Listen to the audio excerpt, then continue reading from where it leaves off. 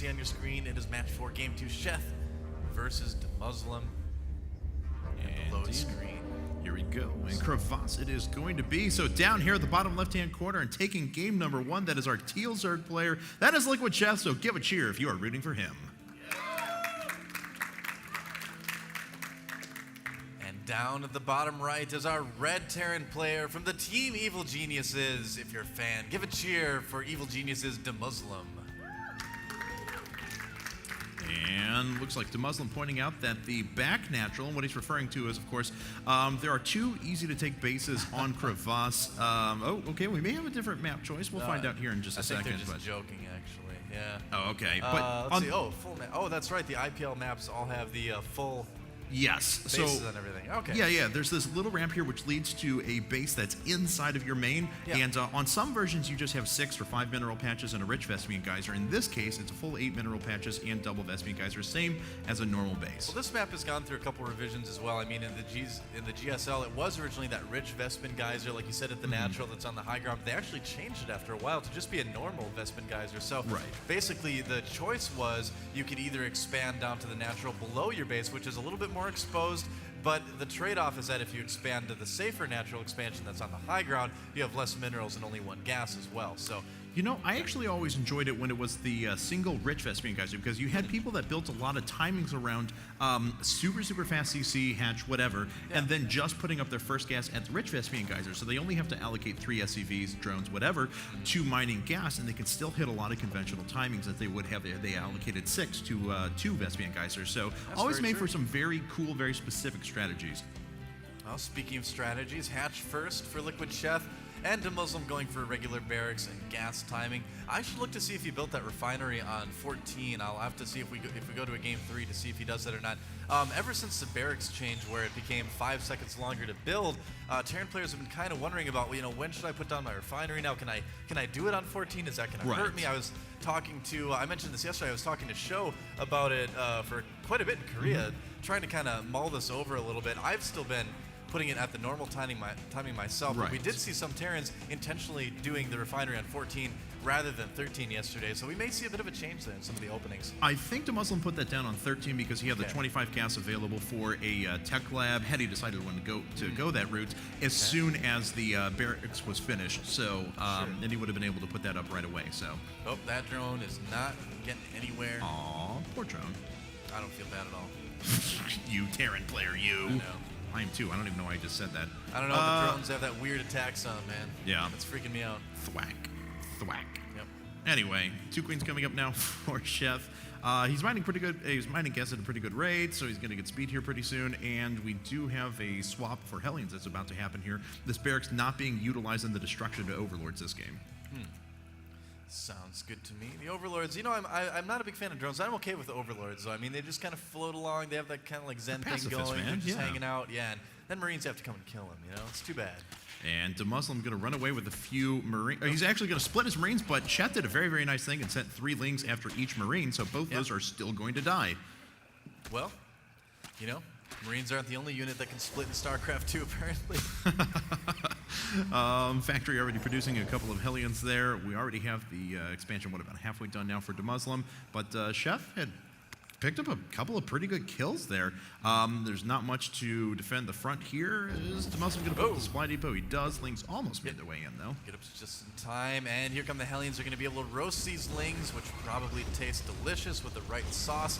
And he's also going to be able to get a little bit of map control with this as well. I mean, that's really the strength of those early game Hellions. Not to kill workers, but just to get that map control. Yeah, certainly. And Sheth has not really shown us any tech quite yet. He actually just, he pulled a couple of units off of the extractor at first when he had first got up his Zergling speed, and he went right back into it a second ago as he goes back into Roach Warren. But DeMuslim actually taking a quick third command center once again. This is cool. I really like this. Now, I think Sheth is going to scout it, though. He does. He sees the fast third, and that's going to obviously influence a little bit on how he plays here. He knows that he's going to have a little bit more time. He won't be under such pressure as he would, you know, from a normal 2-base timing that a lot of turns would do. The question is, will Sheth decide to get aggressive from this? It looks like he might be, because he's sending a decent amount of lings across the map, chasing back the Hellions. But you know what?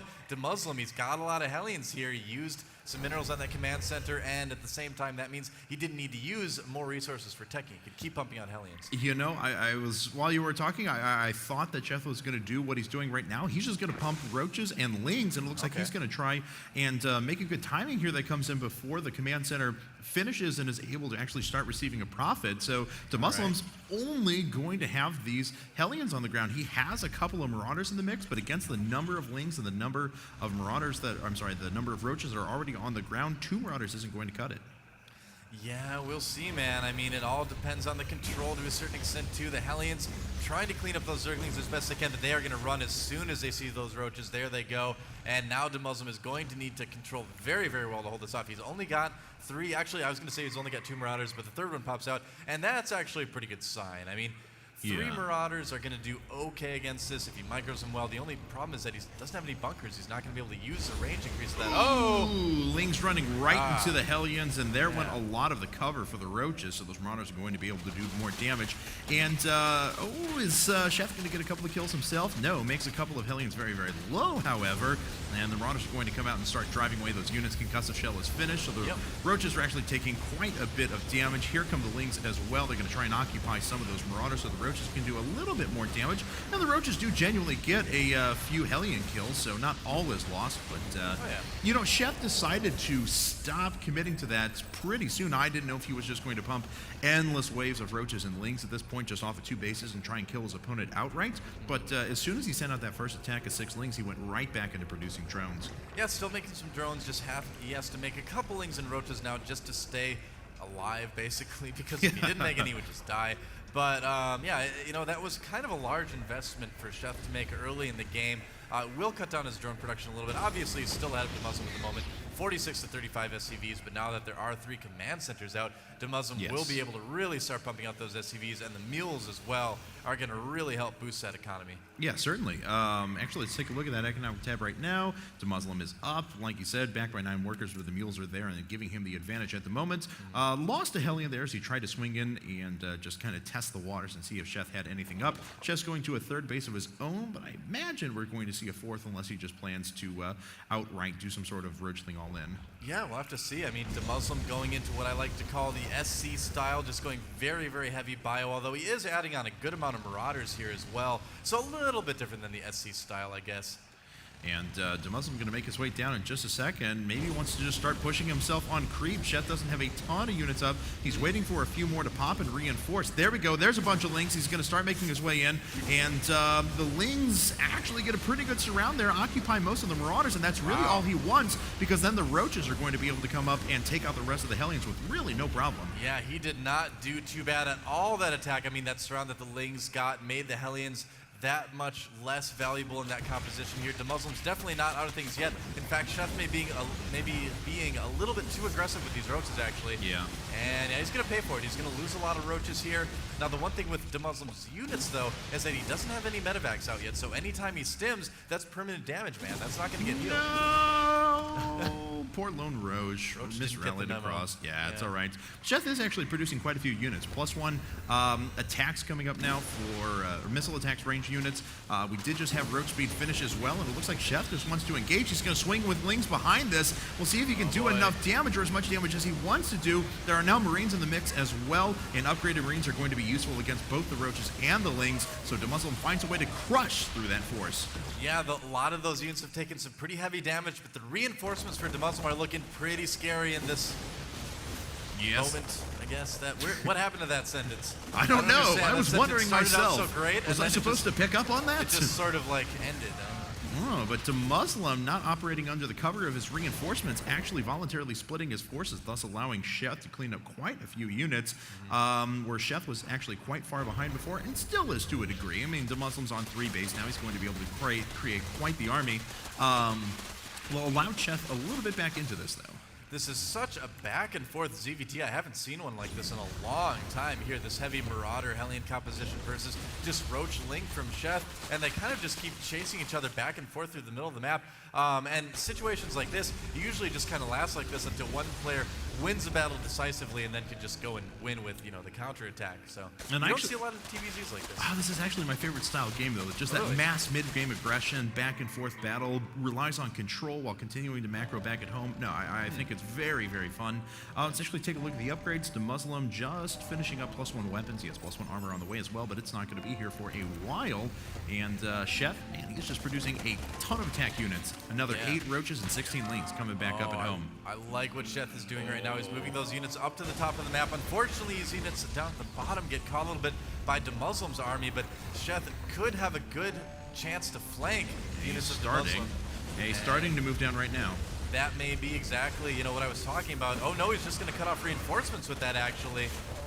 And we'll see if that forces DeMuslim aware if he's just going to try and do as much damage as he can. Still 30 more links coming up, so Sheth is actually producing like a beast at the moment. And he has done a pretty successful job of catching these forces unaware back at home. DeMuslim losing most of that bioforce and is at risk of losing quite a bit of economy as well. The reinforcements for Sheth may actually be able to take out this bioforce, so DeMuslim may have had this flipped on his head. Yeah, I mean, there's a reason we don't see people go Marine Marauder Hellion too much in TVZ anymore, and this is exactly why. Because if you have a good Zerg with good macro like this, who knows the amount of units to produce, you can hold something like this off fairly easily. The challenge is that it really forces the Zerg player to be very, very careful about the amount of units they make in relation to the amount of drones they make, and that's how the Terrans can win a lot of games, because not a lot of Zergs can do that, man. Yeah, certainly. And there are just endless swarms of Zerglings coming out now for Sheth, so he is just going to try and push and make this happen right now, forcing a lot of those bio units away, or at least to the back, until they can group reinforce. But here we go. Now the Lings are starting to stream behind, so this engagement is going to go very well for Sheth. DeMuslim working himself back into a corner so we can get the best possible engagement, but even with pulling SCVs, there are just a ton of units here for Sheth. Yeah, I think he's going to be able to handle this army quite easily. Sheth, it looked like for a moment he might be able to hold this off. Yeah, reinforcements came in from DeMuslim, swung in from the side. Didn't actually anticipate those, and Sheth is actually driven off for the moment. Wow. All right, nice defense by DeMuslim. Really, really good hold. Yeah, now the thing is Sheth has killed 19 SCVs, and DeMuslim hasn't really returned the favor, and DeMuslim trying to be aggressive here. This is actually going to be a lot more effective now that the medevacs are out. That changes everything right now. I agree 100%. I mean, I thought Sheth was on the verge of taking the game, but those reinforcements swung in from DeMuslim with the medevacs, and Sheth's army disappeared, and now he's actually fighting an uphill battle as DeMuslim is starting to pull ahead in supply. Yeah, you know, the other thing too is the upgrades are starting to come into play. 1-1 for the bio of DeMuslim, whereas Sheth is sitting at just +1 attack right now. No plus armor upgrades for his units yet, and you know, that makes the difference here. And this is the reason that I love these style games, because comebacks like this are just possible. It is amazing to watch. Sheth is reinforcing with tons of units now, but he's sticking on that 42 workers. He's been there for quite a while. DeMuslim is continuing to produce workers, was making them 3 at a time just a second ago, and with Siege Mode just about to finish, is going to be able to make an extremely strong push. Yeah, man, this looks like a game from beta. It's very interesting here, this Marine Marauder composition against Zerg, and Zerg not really teching much past Zerglings and Roaches. And now with the Siege tanks coming out, the Siege Mode finishing just now, yeah, he takes out the third, and Sheth suddenly down to basically just kind of 1.5 mining bases, because the main is getting so low on minerals as well. Yep, and Sheth actually doing a little bit of a Ling counterattack, kills quite a few workers.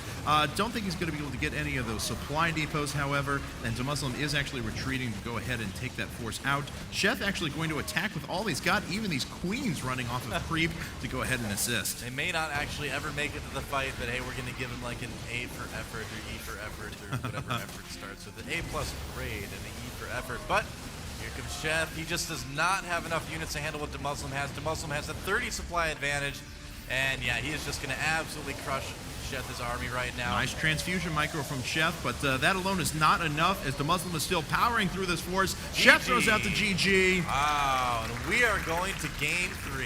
Yes, we are. So that is going to happen here in just a second. Of course, it is going to be Sheth's pick of map, but wow.